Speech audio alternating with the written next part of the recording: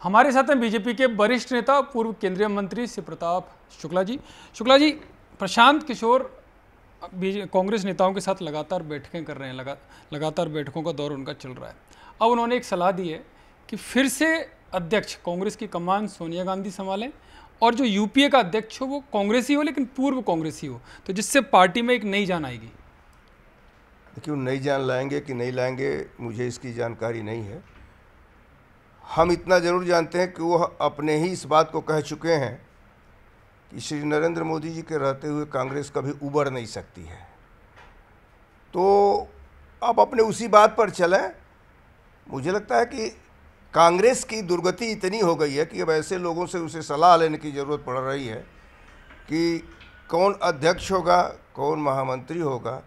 सभी कांग्रेसी यह कहते हुए कि कांग्रेस में बदलाव लाना चाहिए ख़त्म हो गए, अब यही रह गए हैं।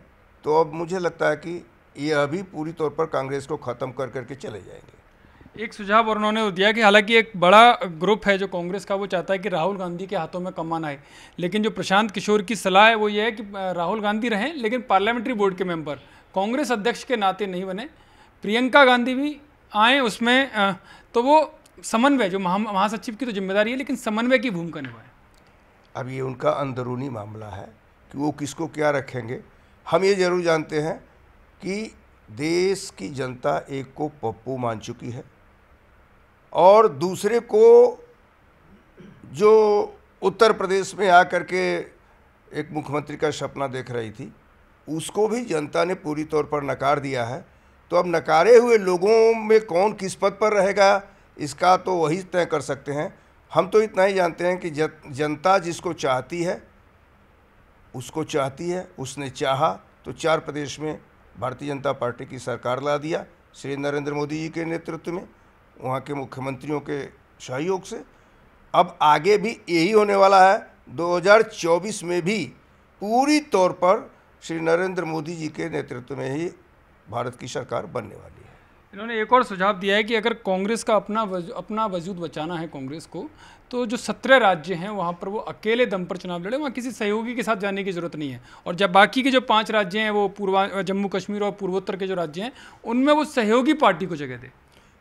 देखिए, कांग्रेस हमेशा प्रयोग करती रही है और क्षेत्रीय पार्टियों को वो बढ़ावा देती रही है, और उसी क्षेत्रीय पार्टियों को बढ़ावा देने में कांग्रेस ख़त्म हो गई। तो मुझे लगता है कि अब कांग्रेस जब रह ही नहीं गई है तो अकेले लड़ने और न लड़ने का कोई सवाल पैदा ही नहीं होता है। एक बात उन्होंने कही है कि कांग्रेस को अगर बचाना है अपने वजूद को, तो आत्मा, यानी कि आत्मा को बचाए रखने के लिए नया शरीर लाना पड़ेगा और जो नए जो विकल्प उन्होंने दिए उस पर काम करना पड़ेगा, यानी नटराज की तरह एक भूमिका निभानी है। अब नए शरीर को लाना तो मुझे लगता है कायाकल्प करने की ही ज़रूरत है। तो कायाकल्प क्रिया अगर इन सभी लोगों को आती हो तो अच्छी बात है, अन्यथा कायाकल्प क्रिया करने के लिए भी योग को स्वीकार करना पड़ेगा इन लोगों को। तो पहले योग को स्वीकार है, उसके बाद कायाकल्प करेंगे। शुक्ला जी, एक प्रधानमंत्री मोदी ने भी कहा था कि सबसे बड़ी समस्या जो लोकतंत्र की है वो परिवारवाद की समस्या है। प्रशांत किशोर भी अब उसी मुद्दे पर आ गए। उन्होंने जो इस मीटिंग में जो सुझाव दिए, अपना प्रेजेंटेशन दिया है, उन्होंने कहा कि अगर कांग्रेस को आगे बढ़ना है तो परिवारवाद और ये भाई भतीजावाद का जो भ्रष्टाचार है वो खत्म करना पड़ेगा। तो क्या लगता है कि कांग्रेस उस पर पहल कर पाएगी, क्योंकि उस तरह जिस तरह का इतिहास कांग्रेस का रहा है? नहीं, मुझे लगता है कि उस पर पहल नहीं कर पाएगी। इस नाते कांग्रेस का इतिहास शुरू से अगर इसको देखिए, जब से कांग्रेस बनी तब से कहीं न कहीं परिवार ही पूरी तौर पर चला रहा है। जो लोग यहाँ बढ़ने की स्थिति में भी, राय देने की स्थिति में भी बढ़ते हैं, वो भी समाप्त कर दिए जाते हैं। ऐसी स्थिति में मुझे ये नहीं लगता है कि ये लोग परिवारवाद से ऊपर हो पाएंगे। और अब देश की जनता परिवारवाद पर नहीं बल्कि विकास पर उतर रही है। श्री नरेंद्र मोदी जी ने जो नारा दिया, सबका साथ सबका विकास, उस नारे के साथ आज जनता है। सबका विश्वास, सबका प्रयास, इस पूरे को लेकर के वो चल रही है। तो ऐसी स्थिति में ये न सोच पाएंगे, न इनकी सोच है, और न परिवारवाद से ऊपर उठ पाएंगे।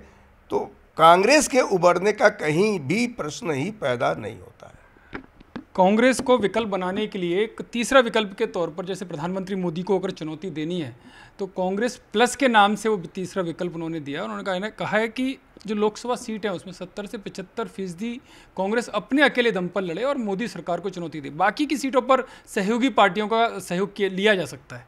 इसका प्रयोग तो उत्तर प्रदेश के चुनाव में वो कर चुके हैं, तो वो प्रयोग तो बेकार गया, तो अब नया प्रयोग देने की क्या ज़रूरत है? उसको वो प्रयोग कर चुके हैं। जनता अभी पूरी तौर पर भारतीय जनता पार्टी और श्री नरेंद्र मोदी जी के साथ है। इस नाते आपको ये मान करके चलना होगा कि इसके अतिरिक्त वोट जनता देती है, सत्ता जनता देती है, सरकार जनता बनाती है। सरकार अगर जनता के हित के लिए कार्य करेगी तो रहेगी, और यह काम पूरी तौर पर जनता के हित के लिए श्री नरेंद्र मोदी जी की सरकार कर रही है। मुझे लगता है उससे सीख लेनी चाहिए लोगों को, लेकिन आगे के अभी 25 वर्ष के बाद फिर उस पर सोचना पड़ेगा। एक अहम सुझाव और दिया और शायद ये कमी भी बताते हुए नजर आए इसमें प्रशांत किशोर कांग्रेस की, कि जवाबदेही ना के बराबर हो गई है, तो जवाबदेही बढ़ाई जाए और जो जनता की समस्या, उनसे जुड़े हुए मुद्दे हैं, उनको लेकर सामने आया जाए। यानी क्या कांग्रेस उन सबसे पीछे हट गई थी पहले?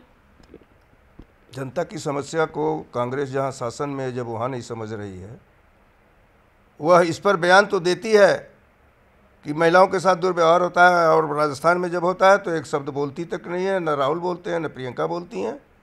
छत्तीसगढ़ में यही स्थिति होती है, कोई बोलता नहीं है। तो किस समस्या, जहाँ है वहाँ भी समस्याएं ही इनके लिए सरदर्द हैं, जनता की समस्याएं दूर नहीं कर पाते हैं। तो आगे के संदर्भ में जनता की समस्याओं के विषय में विचार क्या करेंगे, यह पहले स्पष्ट करें, तब फिर इस बात को आगे बढ़ाएं। एक अंतिम सवाल शुक्ला जी मेरा आपसे, क्या जो सुझाव दिए गए हैं कि अकेले दम पर चुनाव लड़ना, 70 से 75% कांग्रेस को अपना नया शरीर लाना है, आत्मा बचानी है, सोनिया गांधी फिर से नेतृत्व संभालें, क्या लगता है कि पीके नैया पार लगा पाएंगे कांग्रेस की? हम क्यों पीके पर बात करें? हम तो साफ बात करते हैं कि पीके भी डूबती हुई नाव पर सवार होकर के जा रहे हैं, तो वो भी डूबेंगे, खत्म। चलिए, बहुत बहुत धन्यवाद। ये हैं शिव प्रताप शुक्ला जी, जिनका साफ तौर पर कहना है कि पीके भी डूबती नैया पर जा रहे हैं और खुद भी डूबेंगे और कांग्रेस को भी ले डूबेंगे। कैमरा पर्सन निजाम के साथ यतेंद्र शर्मा, दिल्ली, न्यूज़ 18 इंडिया।